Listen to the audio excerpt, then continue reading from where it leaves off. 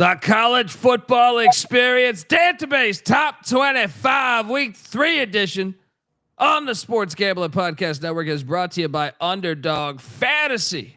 Underdog's got a brand new offer for new customers. Play just $5 and get $50 in bonus funds when you sign up with our promo code TCESGPN. And remember, as always, folks, to let it ride. Hey, this is Bill Romanowski. You're listening to SGPN. Let it ride.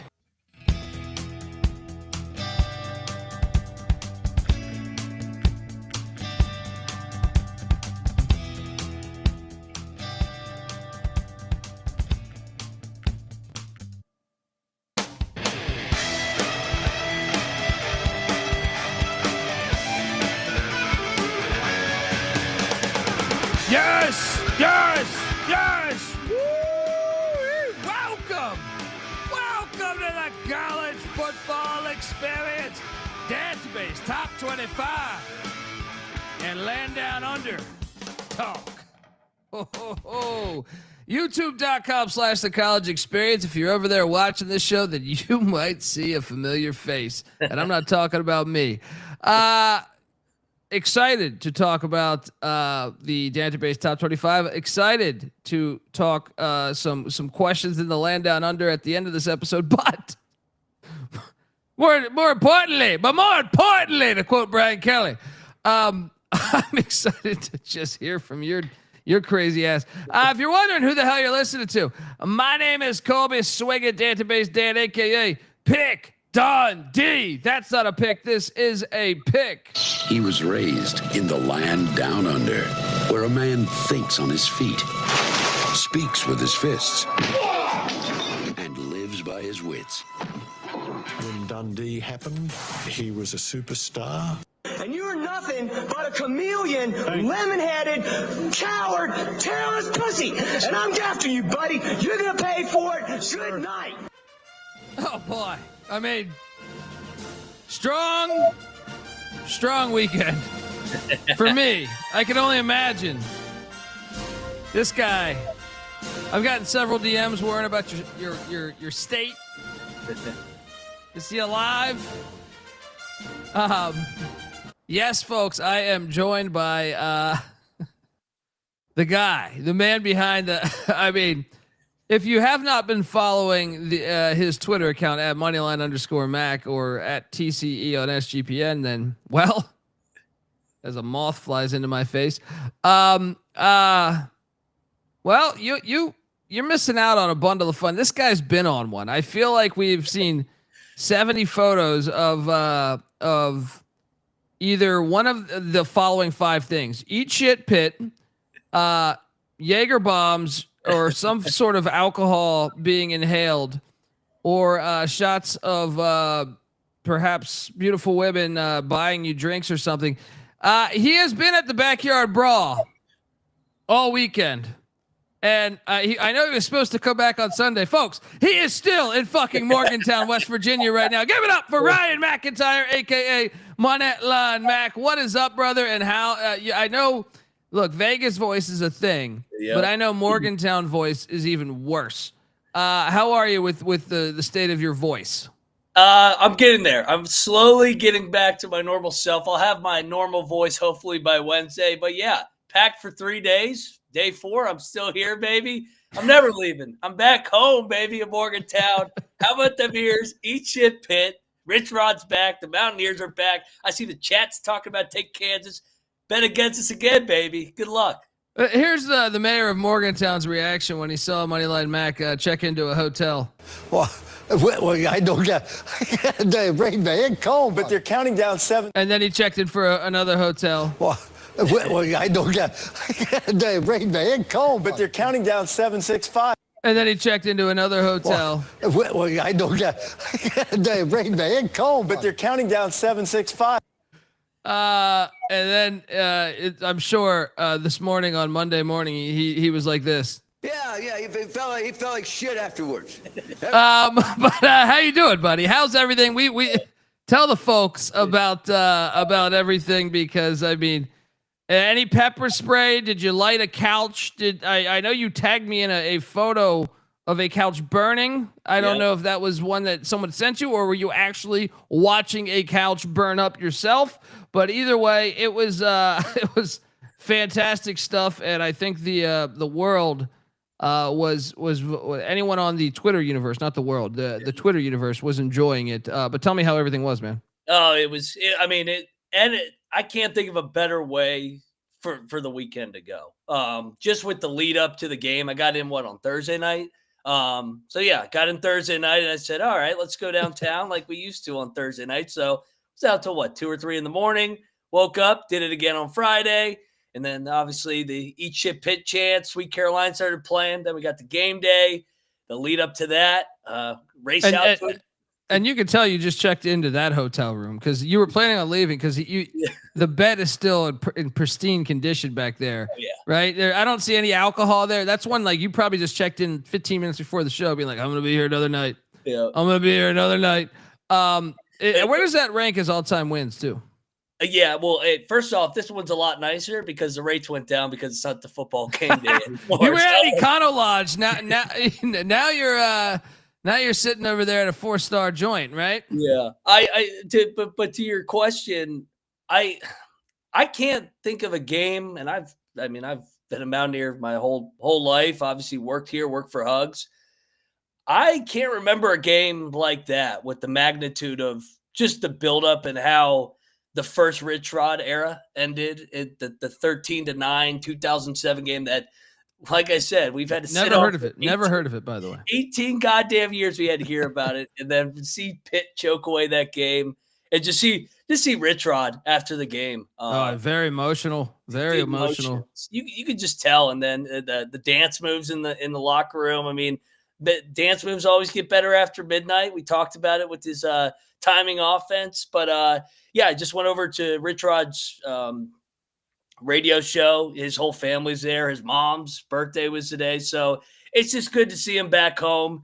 It sucked the way the first era ended, but watch out for the Mountaineers, man. We get a little bit good with McAfee, Saban. Now all this NIL money's coming in. The old Golden Blues coming back, baby. Yeah, I just saw a report. Who was that? Pete Thamel? Who was that reporting that? Let me see if I can quickly pull that up. But Pete Thamel, West Virginia launches plan to be the top funding tier among Big 12 institutions, which, normally I would say, okay, I could buy that. But when you have Cody Campbell down there at Texas Tech, that pretty bold. But look, I've always said that there's no other competition within the state besides Marshall, and you guys never play Marshall, but also they were FCS for a while, so maybe it was on them. I don't know. Bet Detective has a joke about that. Don't get. It's exciting times. I mean, that's the thing, dude. From someone that sat back and watched all the games here in my studio / bunker, that and Georgia. So we got the Georgia Tech Clemson game to start, and that went into backyard brawl. And I had the backyard brawl on the main with the audio. Yeah. And then I had Georgia Tennessee. I mean, I got an 9 TV setup, and then, but the Georgia Tennessee one simultaneously with the Pitt West Virginia game was fucking insane. The emotions and I didn't really. I mean, I had money on the on Georgia. I didn't have money in the backyard brawl. I didn't actually bet that game. So but still, as a fan of just the sport, it was just like, oh my God, like it was a fucking roller coaster. You thought Tennessee had won it. You thought Pitt had won it. You thought West Virginia won it.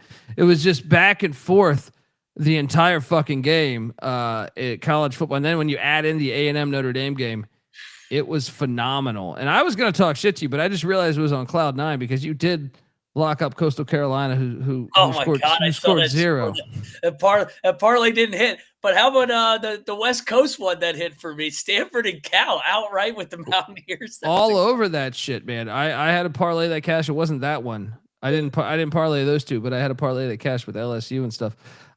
It was just an amazing week of college football. It was amazing. It's crazy. Like it had less one-score games than a week ago, but it might have been better, I think, just because of the magnitude of the games. Anything else? Anything else to you want to touch on? Obviously, there's some reactions. I know you missed.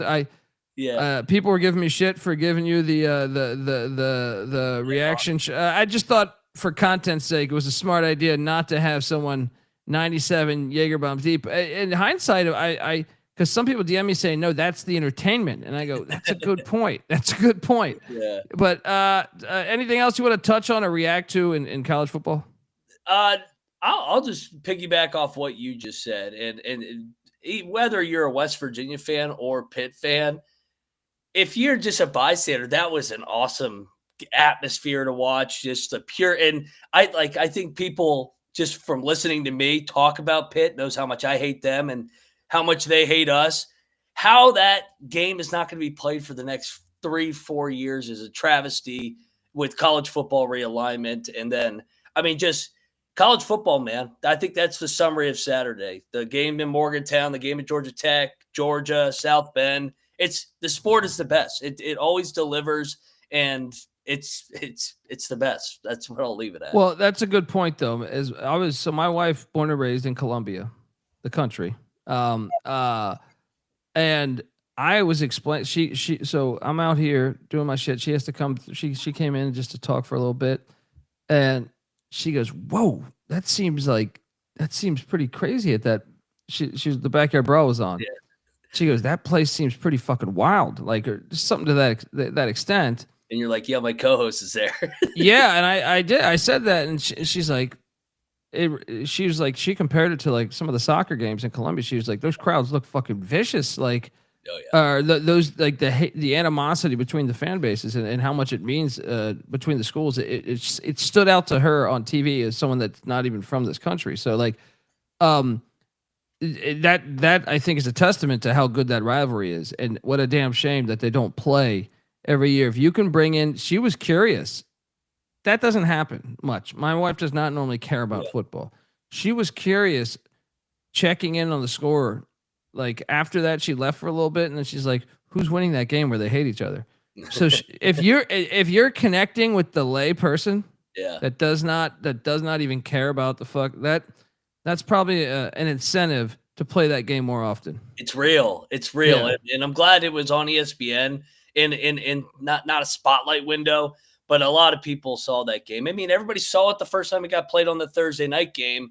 And then the fact it's not on Black Friday like it always used to be, and with implications, is a damn shame. But we're going to get it back. I think we're slowly starting to get going back in the right direction. People are opening their eyes like, why is this game not being played? Why is the Holy War not being played the last week of the year? I don't know if we can get it back to the last game of the year, but it should be. I don't understand how the SEC and ACC have this like perfect thing where Georgia plays Georgia Tech and South Carolina plays Clemson and Florida State plays Florida and Louisville plays Kentucky.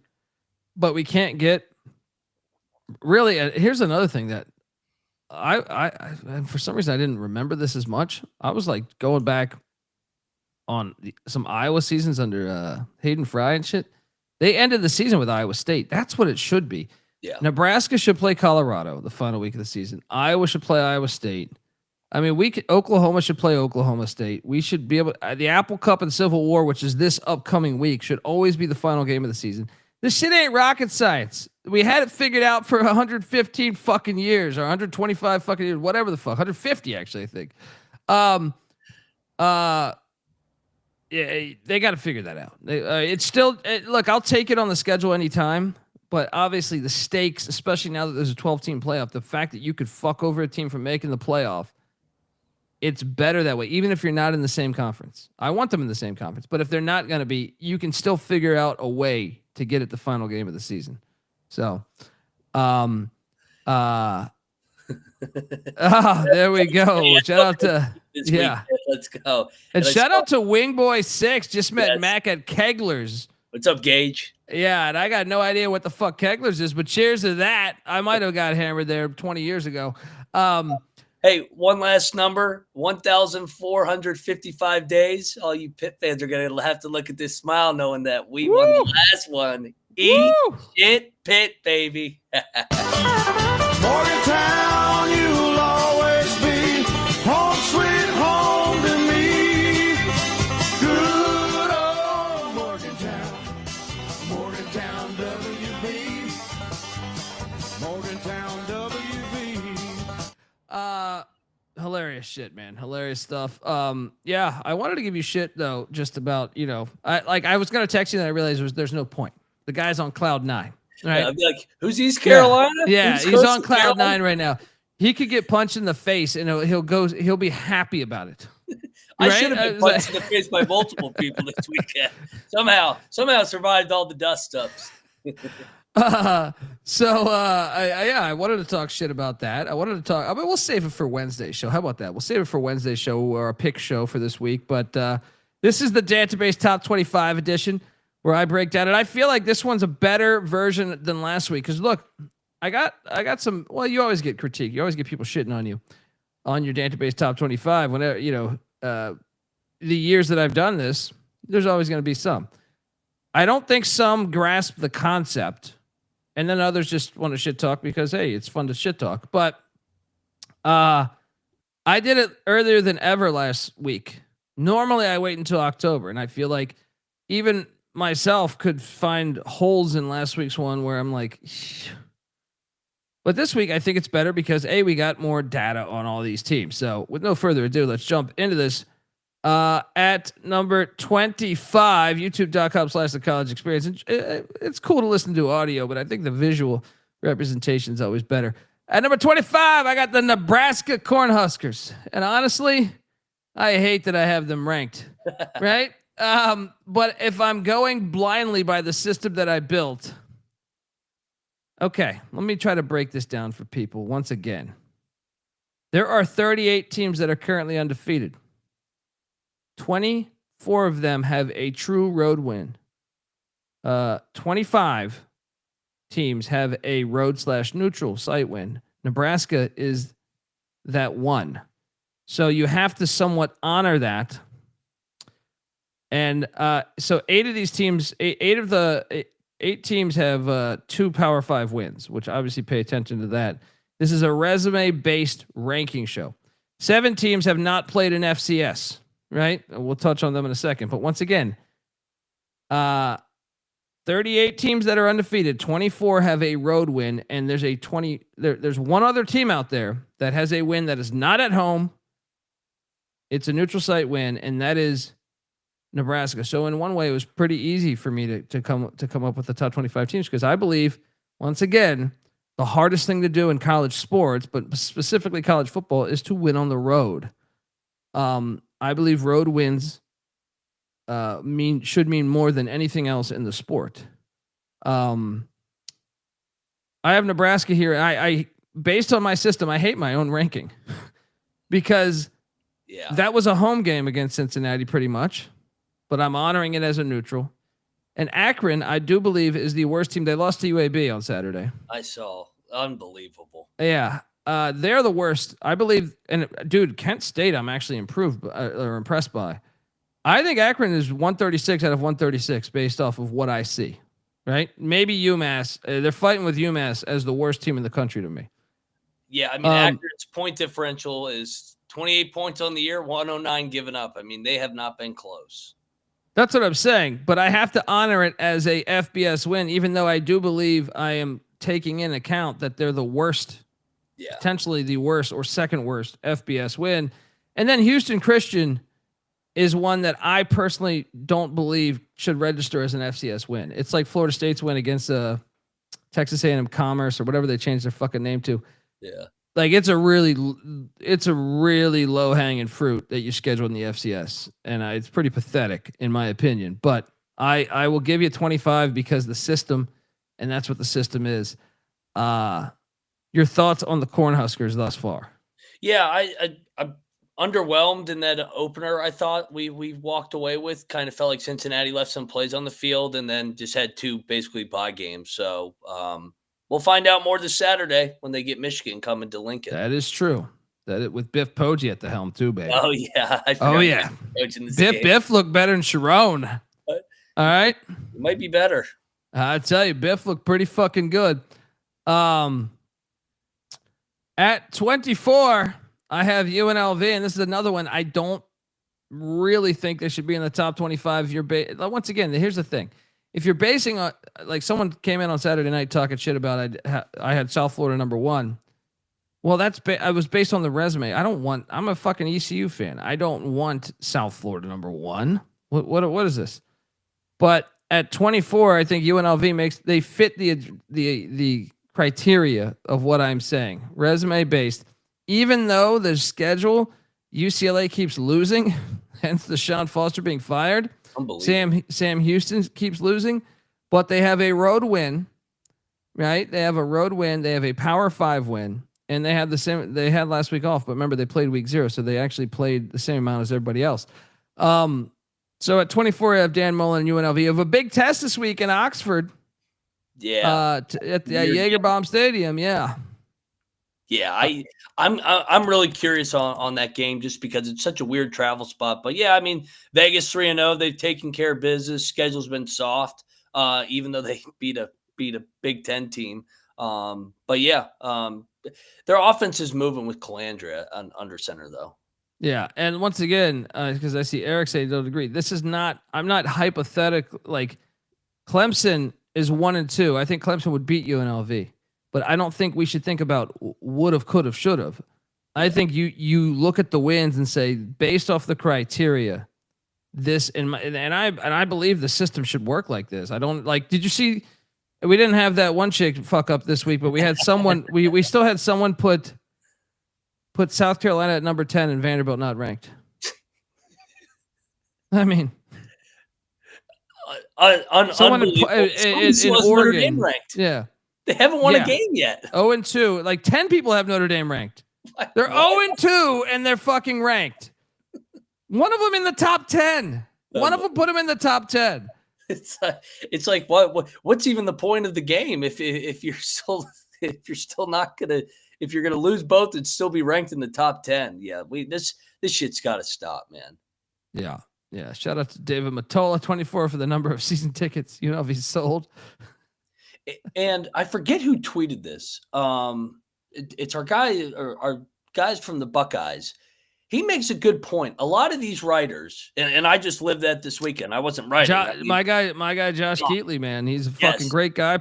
Shout out to Josh. Played FCS football at Valpo. Yes, great guy.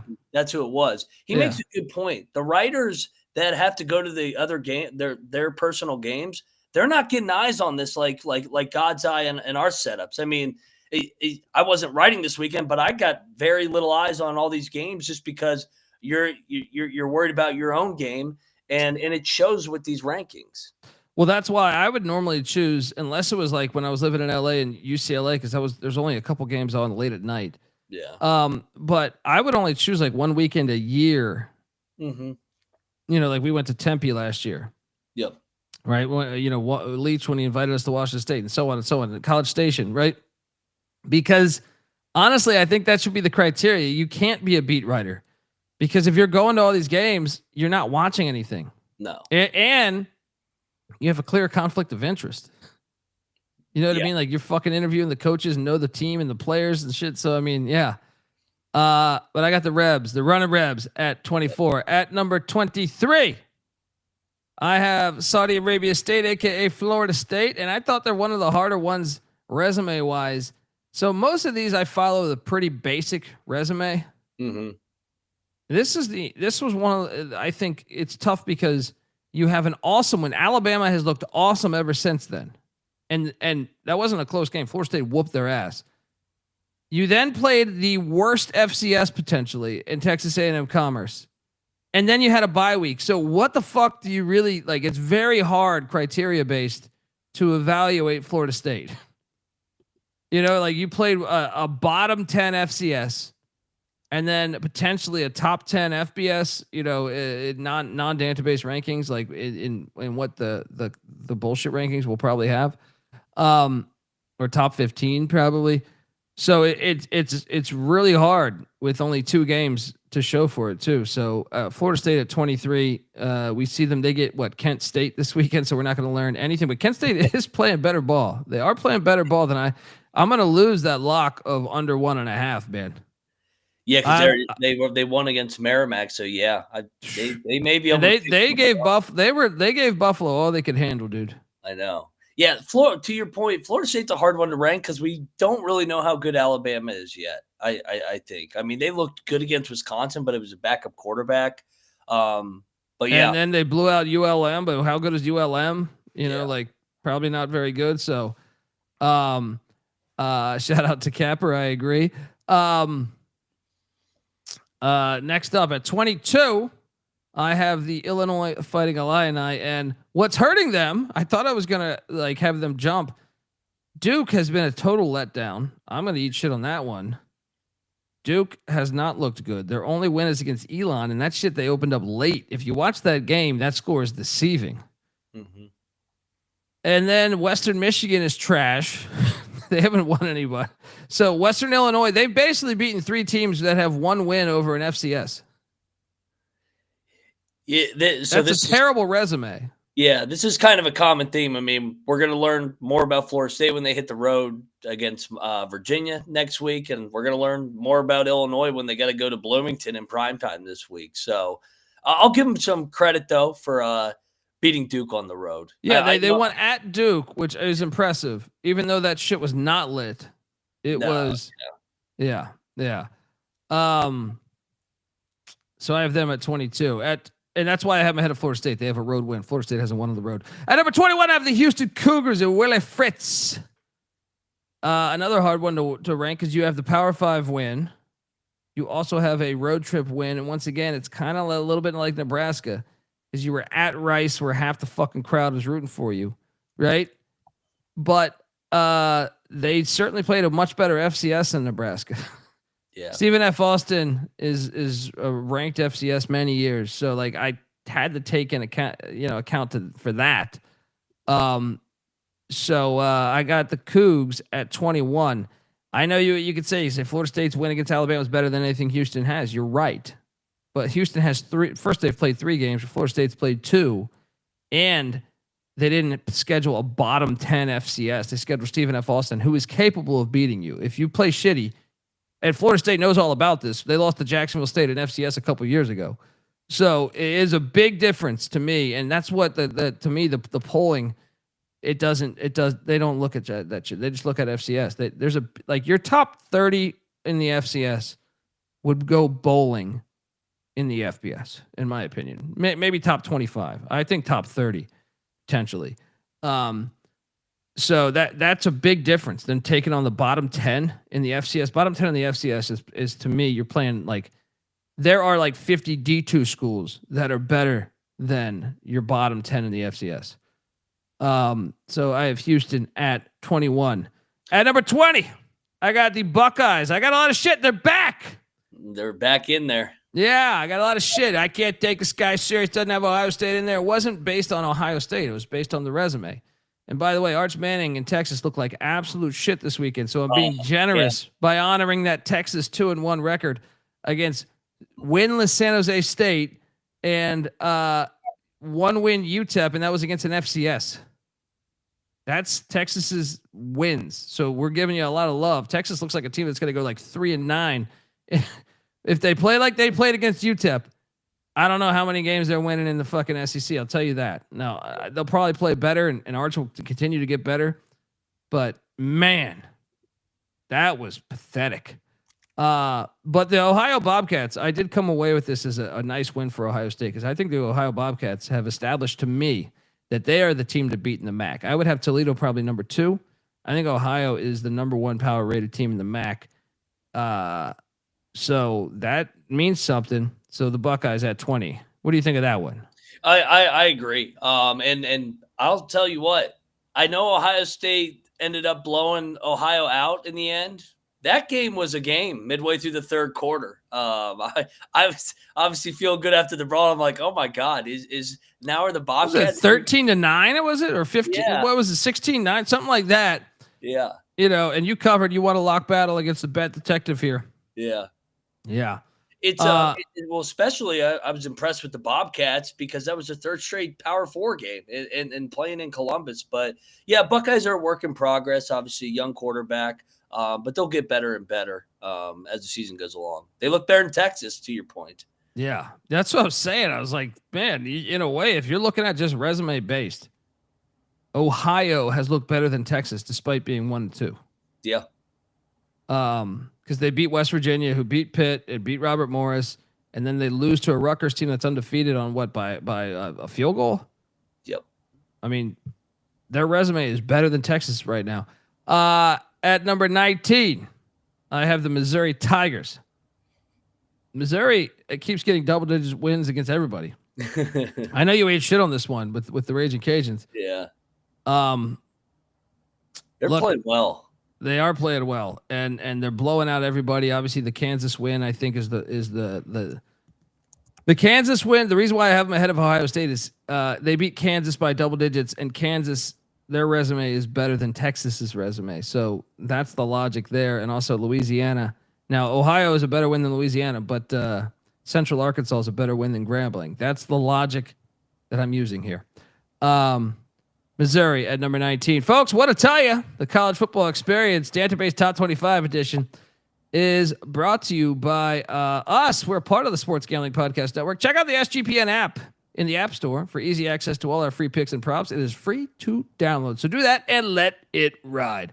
We're also brought to you by MyBookie.ag. MyBookie is your place to bet on, well, football. Yes, and everything else. Don't worry about that. Their prop builder is second to none, and their motto is bet on anything, anywhere, anytime. You can easily deposit, get lightning fast payouts using crypto. Head on over to mybookie.ag, and when you do use our promo code TCESGPN for 100% bet back bonus up to $500 for new customers, that's mybookie.ag, promo code TCESGPN. We're also brought to you by Novig. Novig is America's #1 sports prediction market. And since Novig is an exchange, you're getting some of the best prices in the market. Novig's available in 35 plus different states. Download the Novig app and get $50 when you spend $5 if you use our promo code SGPN. So get in on the action with Novig, promo code SGPN. All right. Sam, I might be with you a little bit too, but once again, this is not me looking. This is just me, looking at the data, I think. At number 18, I have the Miami Hurricanes. How the fuck can you have Miami at 18? Abner's going to be fucking furious. Shout out to Abner. Hope he's good. Well, here's my logic. They have yet to hit the road, so they're really hard to judge, especially because I think this should be a road-based, like the #1 criteria from the start should be winning on the road, in my opinion. Winning in general, but yes, winning on the road, and they have yet to hit the road. They have a Power 5 win against Notre Dame, but Notre Dame is winless. Even though that win can improve. If Notre Dame goes 10-2, then obviously that win will look great. But right now at 0-2, it doesn't. South Florida's 2-1. Okay, that's a decent win. And then Bethune-Cookman is a terrible FCS. So at 18, I have the Miami Hurricanes. Your thoughts, Mac, on the Canes as they destroyed South Florida as we cashed on this one. Didn't you lock this up with me? Yeah, we did. We triple locked this in and trick or treat. They're not on the road. They get Florida at home on Saturday. That game's at the U. Great schedule by Miami. I mean, getting all these big home games to start the year. But yeah, their first road game will be in Tallahassee here in a a couple weeks. So, they look good. They look really good. Yeah, it's they're way better in the trenches and defensively than they were a year ago. Once again, if this was a hypothetical, I'd probably have them in the top 5 or 10, but it shouldn't be a hypothetical because that's bullshit. Tell me what you've done. That should be the criteria for why you deserve to be ranked, in my opinion. Yep. At number 17, I have the Oklahoma Sooners. And look, they played a road game if you want to call it a road game. They look fantastic, by the way. All 3 games. This is, I think this should come with caution as maybe the worst road environment in all of college football. No one was at that Temple game. Now, I did take Temple in the points, and Oklahoma fucked them up. I mean, that shit was never in question from the second that thing's kicked off. But I still, so you're ahead of Miami because you did go on the road. It's not your fault that Temple can't fill up a fucking stadium. But, they look good. I mean, Illinois State's a much better FCS than Grambling as well. Or I'm sorry, Bethune-Cookman. And then the Michigan win looks a little bit better than Notre Dame right now, even though I think Notre Dame's probably the better team. But based on the criteria, I think it makes sense to have Oklahoma number 17. You agree? Yep. And it's like you said, Temple, that road environment. I mean, we were banking on the sleepy, the other end of it, the reverse psychology. But I mean, they're not going to have a big road game until South Carolina after Red River. Interested to see when we get to Oklahoma. They are going to smash Texas and Red River, dude. I kind of think so too. I want to lay like 2 touchdowns right now. The way what I see from both teams. Yeah. The only thing is, don't they have a sneak? They have a sneaky game this week. Who do they got Auburn right before Red River? Kent State. Fucking Kent State. They're everywhere. Any team that's decent, Kent State is just unbelievable. What they get? Texas Tech, Florida State, and Oklahoma in the non-con. Fucking brutal. Did they take down that early season look ahead line for Oklahoma, Texas? I was curious. Probably. Well, after it's probably down now. Yeah. That thing's going to be around to pick because I mean Texas will still get the name brand love, but I'm with you. Give me Oklahoma right now.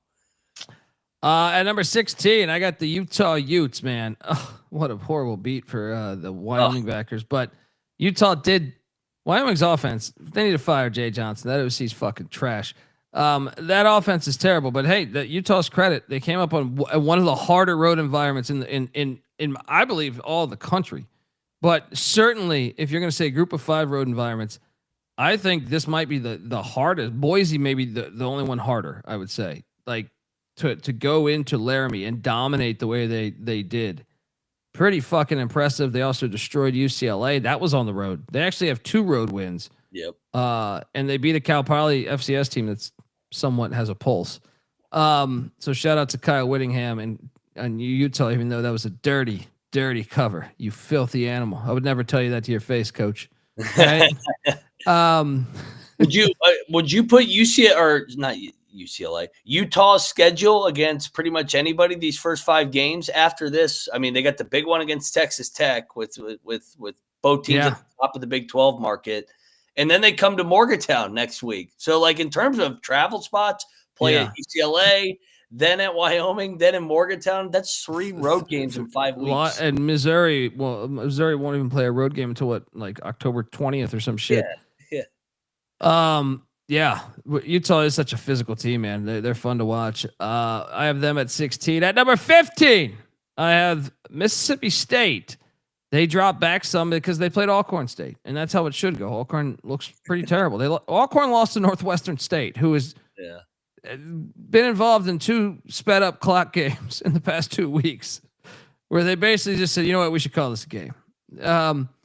But they do have a win at Southern Miss. Southern Miss, by the way, cashed for us this week as they took down Appalachian State. And let's not forget the Arizona State win that continues to look all right as Arizona State took it to Texas State on another game that we hit on this weekend. So I think they've hit the road. They went, even though it was in state, and I'm sure they had some of their own fans there. The Rock is a tough place to play, and I think they deserve number 15. How about you? And they're probably going to hit their win total this weekend. I mean, the 3.5. I mean, they're definitely hitting that. I'm definitely in the wrong. Yeah. I mean, the Northern Illinois voodoo is always in the back of everybody's mind, but I'm with you. Mississippi State's been impressive in year 2 of Jeff Lebby. I know you did not think that you would have Mississippi State as 15th in the Dantabase at the start of the year. No, I thought Southern Miss was going to beat them week 1. Now, I did think they were live against Arizona State, but I thought Southern Miss was going to get them. Yeah. At number 14, I got the TCU Horned Frogs. This is another kind of tricky one because they've only played 2 games, but North Carolina is 2-1, and they've won both those games by double digits. They went into that place and won. Unlike Arizona State, where Mississippi State hosted them. And then Abilene Christian is a good FCS. So it's like, okay, what do you value that at? I can understand if you want to say Mississippi State should be 14 and TCU 15. I think it was really, really tough for me to base the criteria on that with only two games for TCU.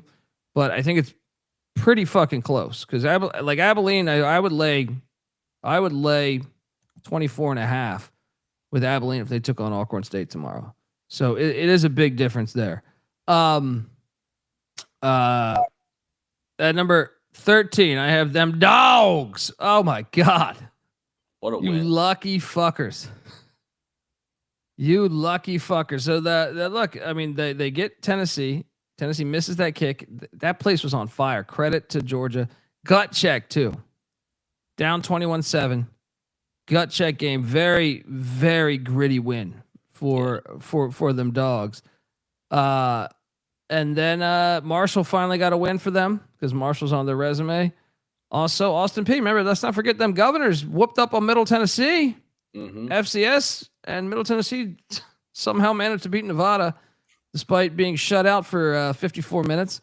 Fucking disgusting. I can't believe Choate in Nevada lost it. They're up 13-0 the entire game. What, 4 minutes left? Middle Tennessee scores. Yeah. And then they get a turnover. They score again. Unfucking believable. GBO Farms, you guys are going to get them one of these years. No, this should have been the year, dude. Yeah, they're getting close. I think this was the most honestly, this was the most painful loss. I think some people would say Notre Dame. I think it was Tennessee. Yeah. For the whole week, it was Tennessee, dude, because I felt like 4 or 5 times in that game they had them beat. I think they had them beat. Like this is probably going to be over here. Yeah, so the Dogs at number 13. At number 12, I got the Auburn Tigers. Look, I wanted to put Georgia ahead of them, but Auburn hasn't played an FCS yet, even though they played trash Ball State. Might as well be an FCS. But Ball State managed to somehow come out on top over New Hampshire, even though they were down the whole fucking game. And then they took down South Alabama, who I think is a respectable opponent. And then they won at Baylor, won on the road to a tough environment. Auburn, to me, the fact they haven't played an FCS is why they're ahead of Georgia right now. Is their resume is a little bit better because they played teams that held the same scholarships as them. At number 11, I have the USC Trojan men. Yeah, so they didn't play an FCS either. Now, you could still say they haven't played great competition. But I have them ahead of Georgia for kind of one main reason here. You could argue that the win at Tennessee is harder than at Purdue, and you would be right. But also, there's no FCS on the schedule for USC. There's Georgia Southern and Missouri State. And you say, well, Missouri State was an FCS, but they're FBS this year. And guess what? They beat Marshall, who was on Georgia's schedule. That's one of the wins we're honoring for Georgia. So USC has played, in my opinion, a harder schedule 3 games in, I think, than Georgia. They look good too. They blow out all these teams. Yeah. Well, hey, why was that game delayed so long? Was that a fake lightning delay at Purdue? There are a lot of fake. I don't even know if that. Yeah, it was. Because that game was supposed to start at 3:30, and then I got back from the brawl, and I'm like, how is this game just like in the second quarter? I thought this was a 3:30 game. How was the national media ignoring this? So I was driving. I had to go to the DMV today, which is just a horrible experience in general. So I was like listening to other podcasts pretty much all day. How does everybody ignore this? Whether it's the national media on like ESPN, I feel like, how am I the only one? Are we the only ones talking about this? This is crazy. The amount of lightning delays we've got 3 weeks into a season. I guarantee you it smashes any time in the point of history we've ever had before with football. Yeah. How the fuck are you guys not talking about it? I want to be a guest on these fucking shows because I would love to shit on these people and say, how are you guys not bringing this up? You're telling me I feel like 40 of the 50 states have had lightning delays in the past 10 days.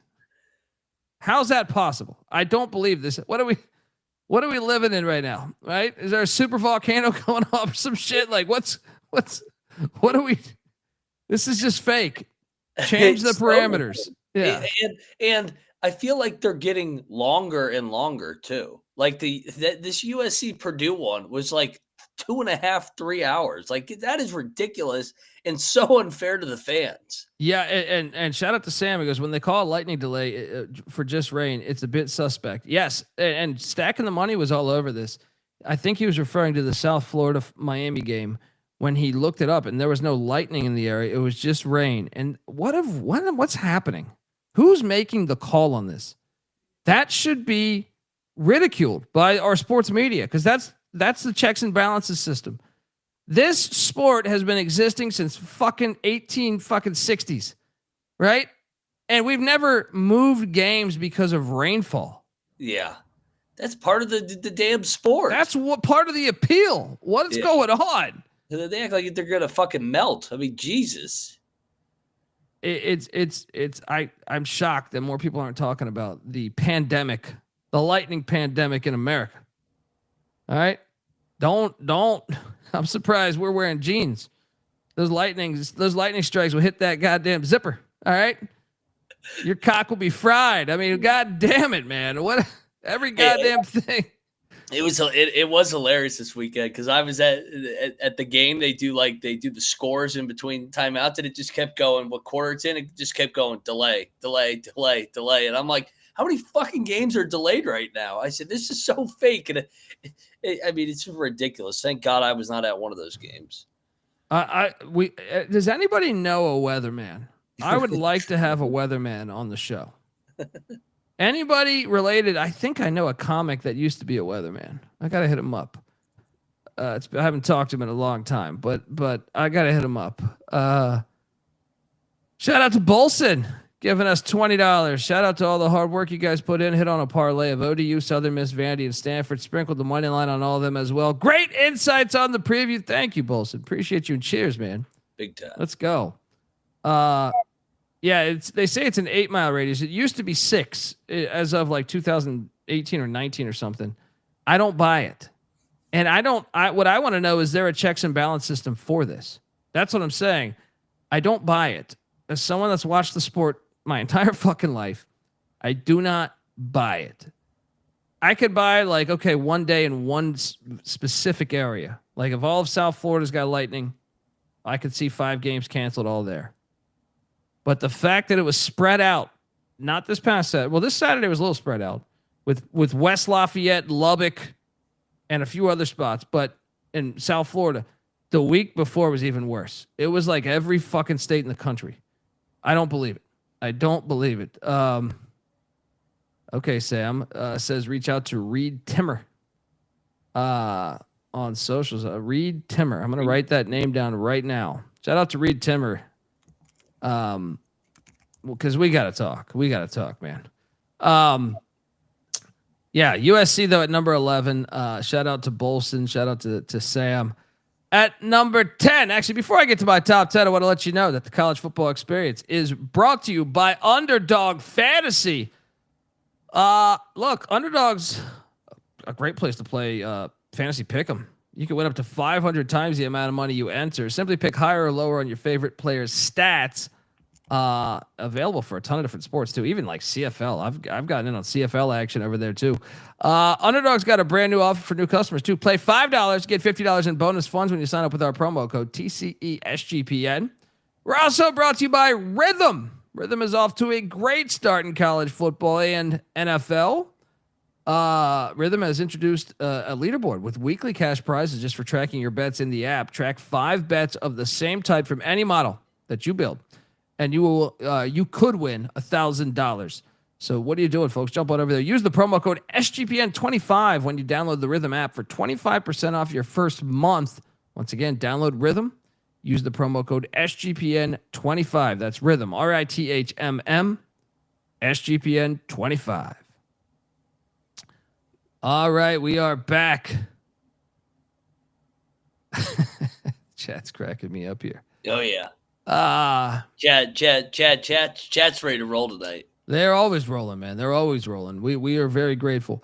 At number 10, I got these Texas A&M Aggies. What a fucking game! And Mac, as someone that has Texas A&M, a ticket for Texas A&M to make the college football playoffs. Don't want to get too far ahead of myself, but I like this. Marcel Reed's starting to look like Colin Klein. Yeah, that was a huge win. That was such a gritty win on the road. Yeah, and that we would have had another great real kick return had it not been for a stupid holding penalty that was irrelevant on the play.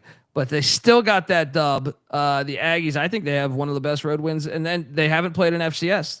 They got wins over Utah State and UTSA, which seem to be somewhat decent. So shout out to the Aggies at number 10 with Mike Elko and company. At number 9, I got the Tulane Green Wave. 2 Power 5 wins. There's not many schools with 2 Power 5 wins. And then they have not played an FCS. In fact, they have a road win at South Alabama, who gave Auburn a little bit of a game there. Pretty good resume. And they got a 3rd Power 5 win. Or I'm sorry. Well, maybe a win. A 3rd Power 5 opponent this weekend as they head to Oxford to take on Ole Miss. Yep. Your thoughts on the Green Wave, by the way? Very impressive. Yeah, and I mean, Summer, all he does is win. But it was awesome Very in impressive. Troy.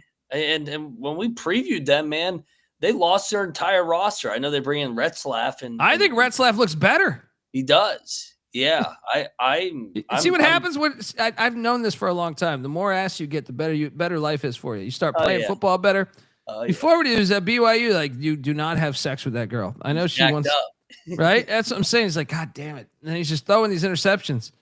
And then he finally gets laid. And that's probably his best game. That should probably happen on the eve of, or 2 days before the best game of his life at BYU. Yeah. And then, he gets ridiculed by all of Provo. You pile of shit. Now he goes to New Orleans, getting all the scattered ass, and he's dominating. Yeah. Dominating life. Little mud on the turtle never hurt anybody, baby. He's cleaned up them Yeah, pipes. let's go. Retzlaff. Good for you, brother. Yeah. Amen.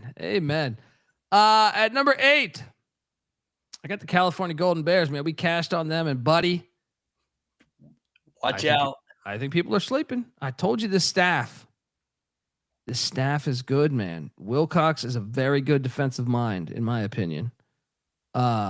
You combine that offensively with Harsin and Rolovich, and then obviously they had.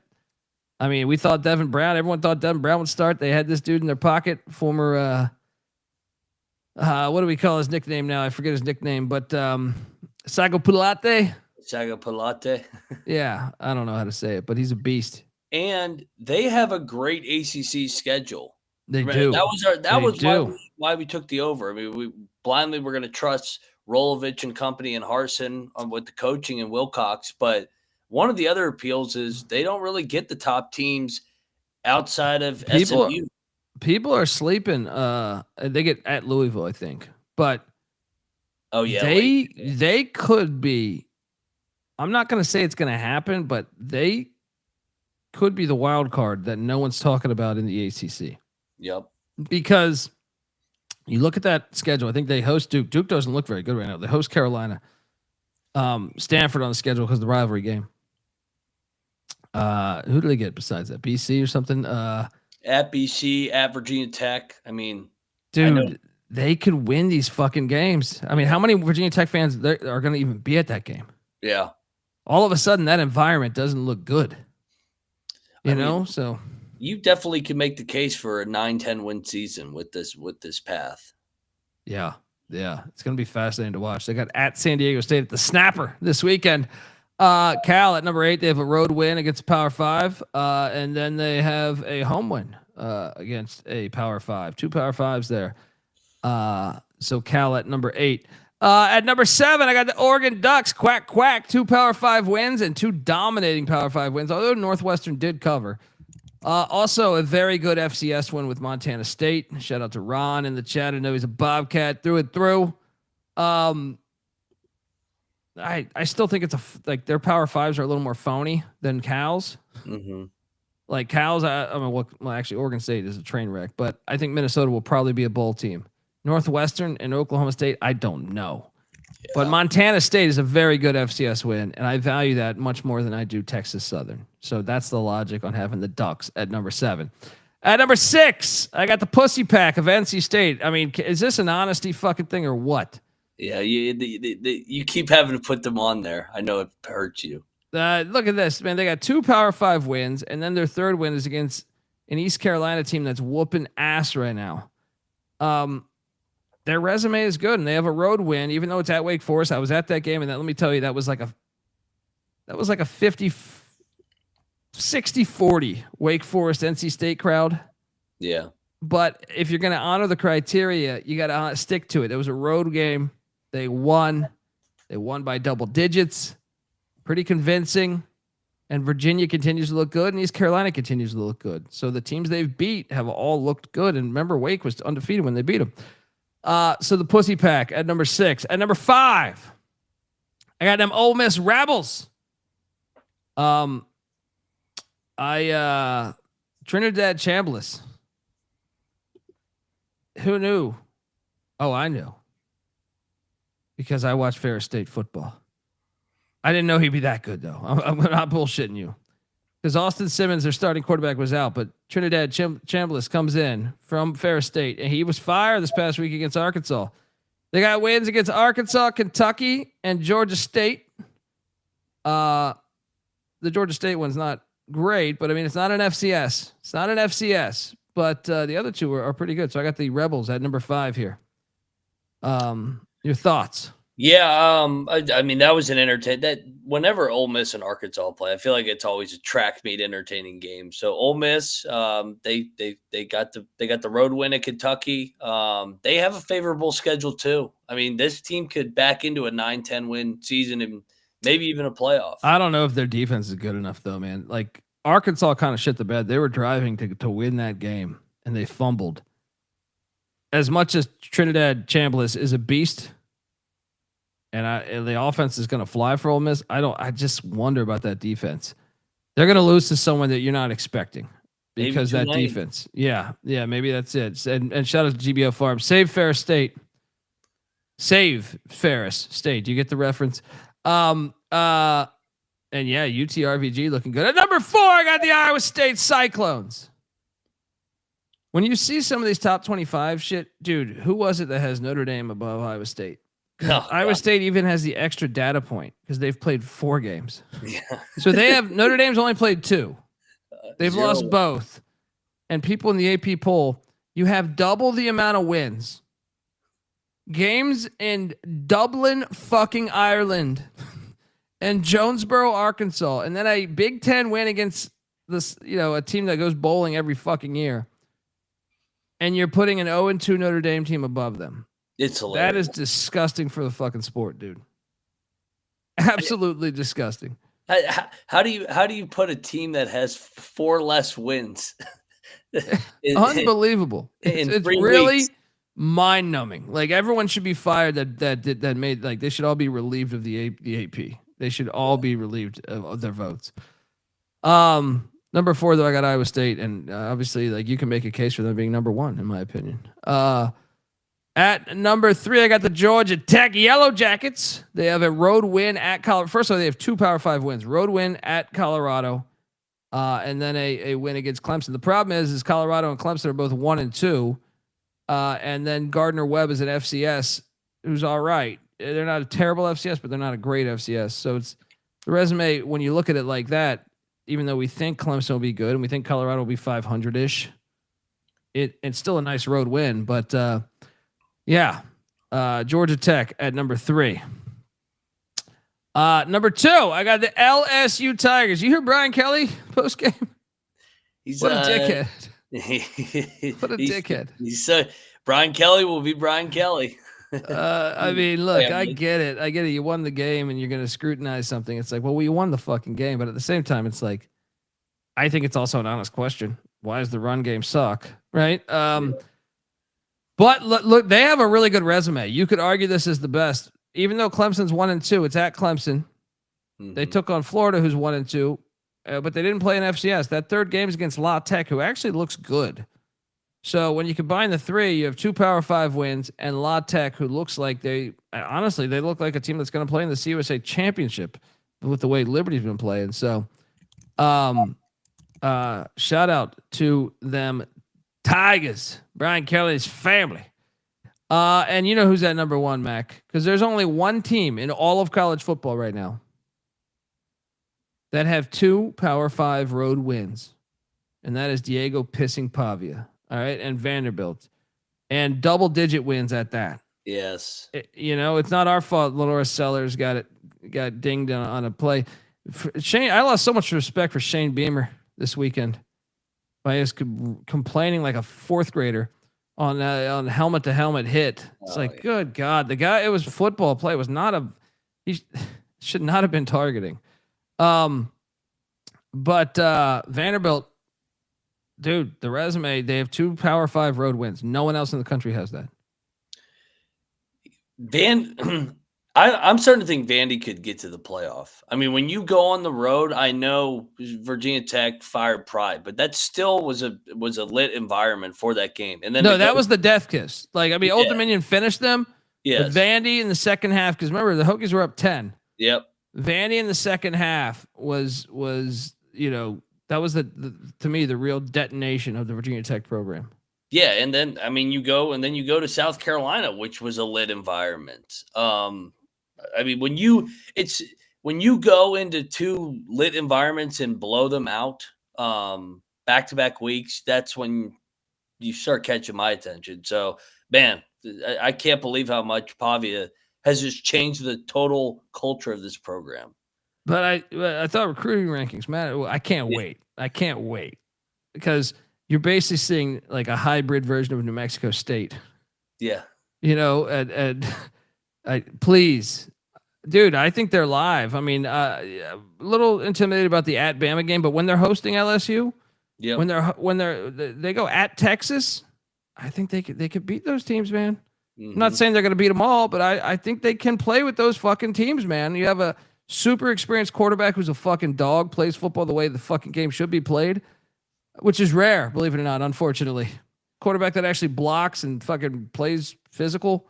Oh, that was great. That was great. Yeah. And somebody goes, he shouldn't be doing that. I'm like, oh, fuck you. Dude, that's the worst. We've turned the quarterback it's like 90% of quarterbacks don't even play football. You're just what do you want to put a skirt on him? Come on. Yeah, you're not even playing football. You're just sitting back there. You're like you're just like a thrower. Yeah. It's like we got to come up with a new name. But Vandy has the best resume. They're the only team with 2 road wins. Yeah, I think it speaks for itself. 2 Power 5 road wins, that is. All right. Well, look, we're not done yet, folks, because your favorite segment, my favorite segment, where we just hot potato a hungover Mac a bunch of questions. It is the Land Down Under, and since I can't play that music because they sued me, this is what I got. Welcome to the Land Down Under. Yeah. Welcome to the Land Down Under. Yeah.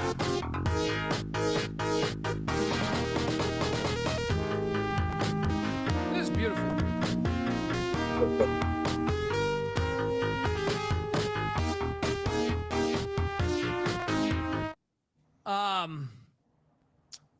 I have a series of questions. If you're new to this segment, if you didn't catch last week's Dantabase Top 25, we have this new thing where we go to the Land Down Under and I ask a bunch of trivia questions to Mac.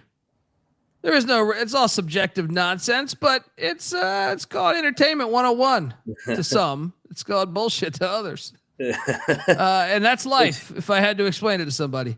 The college experience in a nutshell. Yeah. All right, so here we go. Land Down Under. That's a good first one. Pat Narduzzi, you pick which is the most likely here. Pat Narduzzi will not be coaching at Pitt next year. Philip Montgomery, the interim head coach at Virginia Tech, will get Virginia Tech to a bowl. Remember, they have yet to play a conference game. New Mexico or Utah State to make the Mountain West Championship game. Jamie Chadwell will be fired at Liberty by the end of the year. What is the most likely outcome of those 4, you think? I think it might be 3, man. New Mexico State, Utah State to make the Mountain West Championship game. I mean, you're getting 2 of the better coaches in the league, and just one of the 2 has to make it. I know Boise probably should make it, but I mean, how about what Mendenhall has already done at Utah State, and then X been great at New Mexico, winning there. But Pat Narduzzi also new athletic director, new school president.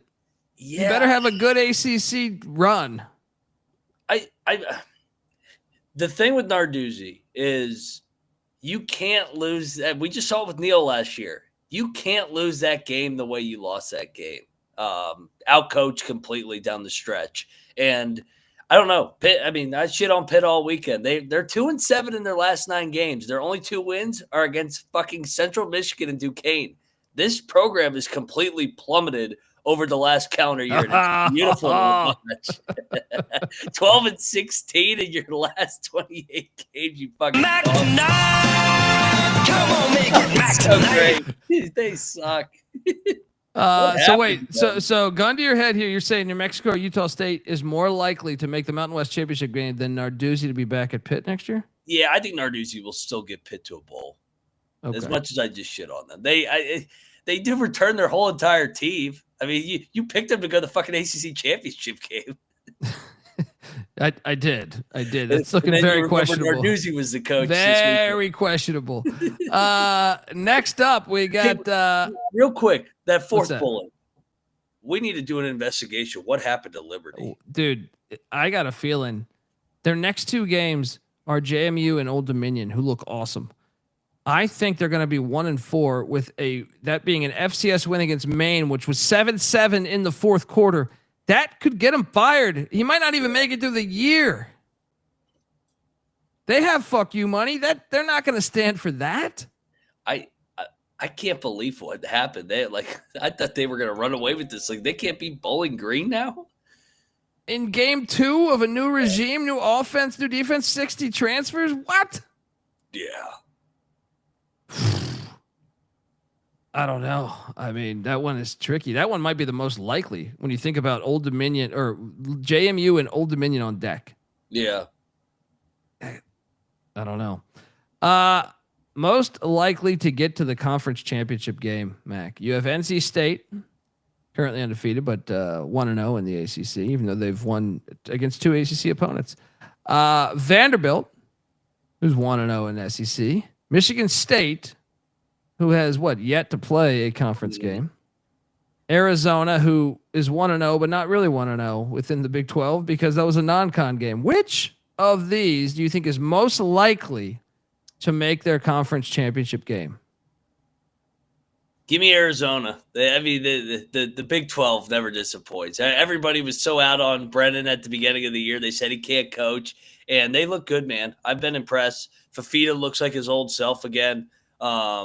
Give me Arizona in the craziness of the Big 12 where we'll have a shitload of tiebreakers. Yeah. All right. Who would be number 2 for you then? Probably Vandy. I think it's Vandy, which is crazy because you're like SEC, but NC State's got only a 50-year history of not making the fucking ACC championship game, right? Michigan State, I just don't think they're there yet. They got a huge one at USC this Saturday night. You see that kick time, by the way? Oh yeah, 11 o'clock. I said Michigan State's Michigan State fans get to watch their team at 11 p.m. local time. Ridiculous. Nobody wants to watch that game now. That's so hilarious. That's so hilarious. All right, next up, most likely to make the playoffs between these 4 teams: Auburn, Indiana, USC, and Miami. I think Miami seems like the obvious one, but you have Cristobal. The Cristobal thing. God, it should be Miami, but it's Cristobal, so I'm not going to take Cristobal. I'm going to take USC. I mean, in the preseason, both of us had them in the playoff. I think that offensively they still look dominant. Lincoln Riley, so yeah, give me USC. Yeah.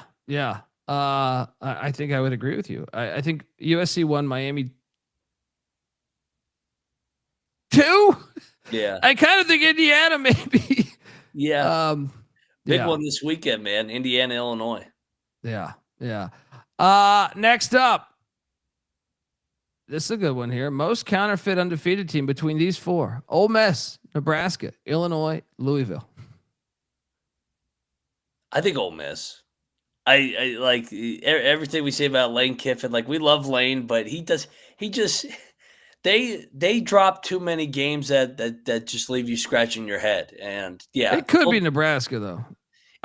Yeah, actually, it might be the more I think about it because they barely beat Cincinnati in a home game. And I just don't know what we deduce from Houston Christian and Akron.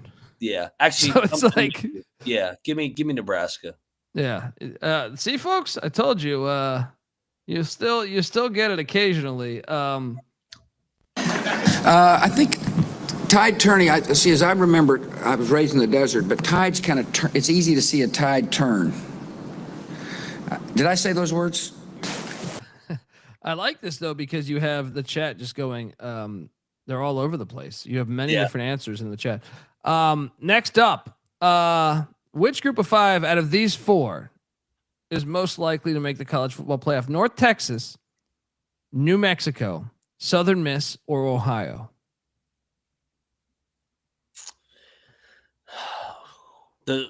So the problem with Ohio is they have the 2 losses, but they're in the MAC. But what happens if West Virginia goes like 8-4? Oh yeah, when they have a win, they have a win over Southern Miss. Doesn't have that P5 win, but I kind of thought they looked really good the other day. So it's like if they beat Texas State, what about the Mean Green? Oh my God! If they didn't Wazoo, they're at Army this weekend though, and I'm terrified when you beat Wazoo the way you did. Yeah. Give me Ohio. I'll be biased for Ohio the rest of the year. You'll be thinking that this is the 1950.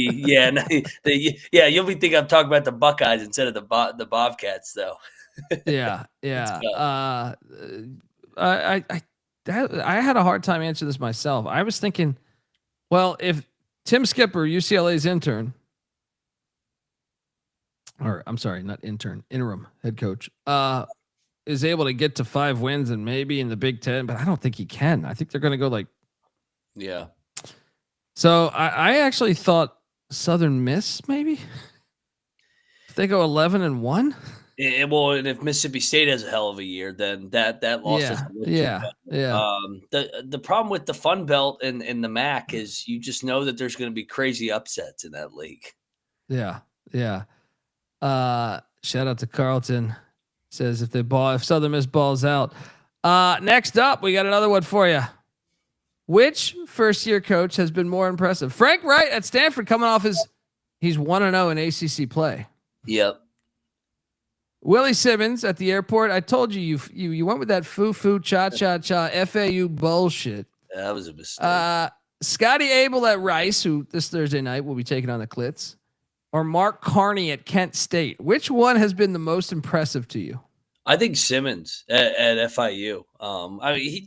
He's such a good coach. We were all over that in our coaches rankings. I mean, we ranked him, I think, 2nd in that league. And just take it over a new program. He's the perfect fit down there at FIU. I think he's been the most impressive. Although you could make the case for Carney at Kent State. I think you make Scott Abel too. I think all 3. Yeah. I think Wright's the one you got to see a little bit more. But I'll tell you, beating Boston College. Yeah. The fact they're 1-0 in ACC play after hilarious. Part of my parlay, man. West Virginia, and the liberals out west, Stanford and Cal, baby. I'll tell you this: Willie Simmons does have me convinced that he will not be at FIU that long. I watched that whole game against FAU, and I watched that Penn State game, and I'm like, look, I know that they're not going to set the world on fire this year. They're not going to be like 10-2 or something. But I just think he's a really good football coach. And ironically, Duke has not looked very good without him. He was at Duke last year. Kent State 3-0 ATS. Carl. Yeah, there you go. So the chat is voting Mark Carney because he's 3-0 ATS. Mark Carney, welcome to SGPN. Next up, all right, which hot seat is the hottest currently? Luke Fickell, Wisconsin, Joe Moorhead at Akron, Billy Napier, Florida, Sam Pittman at Arkansas. I think this is a tough one. Yeah. Because Akron, you would think it'd be Moorhead, but I don't know that their expectations are that high. So I actually think that one might be the least hot. I think it's got to be Napier. With just the way they lost to South Florida, then they lose at LSU. Now they got to go to Miami. Then they got Texas. He kind of feels like he's on borrowed time there. Yeah, I think you're probably right there. Next up, we got this one. All right. Which week 4 upset is most likely here? Syracuse at Clemson, Purdue at Notre Dame, Washington at Washington State, Michigan State at USC. Apple Cup. Yeah, even after getting embarrassed. Yeah. Oh yeah. This is the time to take him, baby. Let's go. Let's go, Cougs. Chad, I'm wondering if you agree. That's the only road game, so I might have gave you a layup. Purdue ain't winning. I mean, Notre Dame might blow out Purdue. They got to win one of these games. Yeah. Next up, we got this. Which week 4 upset is more likely here? This is all group of 5 teams. Tulane at Ole Miss. So Tulane to beat Ole Miss, East Carolina to beat BYU, Wyoming to beat Colorado, or Temple to beat Georgia Tech. ECU. Home dog. BYU's coming to the East. This is a tough. We both picked ECU in the preseason. Why do I feel like Temple's going to give Georgia Tech fits? That'd be hilarious. I just feel like you stormed the fucking field. I feel like that game could be a little slippery. I could see Wyoming. I would love to take Wyoming if they had just a little bit of offense. I wish that game was in Laramie. Can you imagine? Oh, they would lose. They would lose if it was in Laramie. They would lose that game. Yeah. A game in Laramie. Shout out to Carlton, ECU. I'll be there. Where do you live, Carlton? Yeah, chat all agreeing with ECU, although some saying Temple. We get some Temple. Sam's going to the Wyoming Colorado game. There we go. Shout out to that. Shout out to everybody going to college football games. I might be at the Clit checking out these Rice Owls Thursday night. All right. How about this one?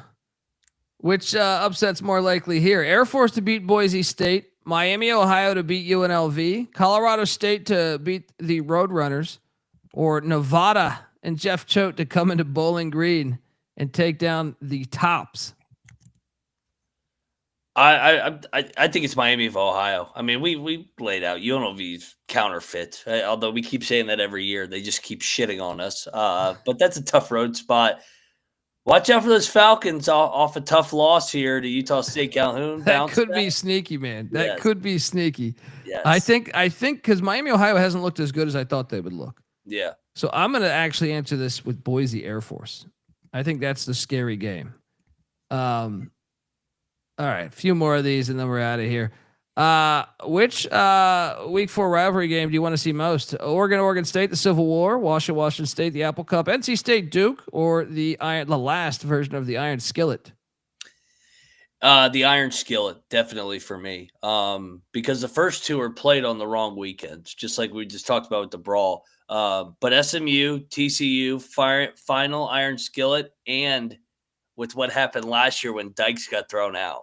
And SMU ran the fucking score up. That one's gonna be chippy. Oh yeah, that one's pretty fire. To me, what would be second? I actually think the Apple Cup would be second. Yeah, as much as I want to take Oregon State, I mean, what's the current number in that? It's like 35.5. Oregon State. See, Washington State. I know it was embarrassing last week, but I still feel like they're somewhat intact. Oregon State seems like a fucking like a fucking atom bomb was dropped on their program. Like I don't think they know their fucking identity. And Wazoo beat them last year out there in Seattle. So now it's in Pullman. You know it's going to be lit there. Yeah. All right. Next up, we got the game you want to see most for week 4. Texas Tech at Utes at least 4. You might have one off the, obviously I think West Virginia, Kansas be the one you want to watch most. Texas Tech at Utah, Auburn at Oklahoma, Michigan at Nebraska, Illinois at Indiana. The one you want to see most. I'm biased, so I think I want to go Texas Tech, Utah, just because I want to see the money team against the culture team here. These are the 2 top teams in the Big 12 from an odds standpoint. And we'll see if Texas Tech can go to Salt Lake and compete where we've seen a lot of teams lose. And how about that being a 10 a.m. local time game? Yeah, I struggle with this one. I think it might be Auburn, Oklahoma, because I think the losing coach is going to start to feel heat. And the Jackson Arnold story too. Yeah, Jackson Arnold Bowl. But that's a good set of games we got right there. Yeah, the final game is awesome too. I mean, those were the 2 surprise teams last year. Yeah. 2 more and we're out of here. Right. Week 4. The game you want to see most out of the group of 5. North Texas at Army. Arkansas heading into the Liberty Bowl to take on Memphis. JMU Liberty. Speaking of Liberty. And then Georgia State Vanderbilt. What could happen, Mac? What's the worst that can happen here? If you forget, Georgia State beat Vanderbilt last year after Vanderbilt had just won against Virginia Tech. Yeah, it was the Hokies. Yeah. Which one are you most interested in watching this weekend?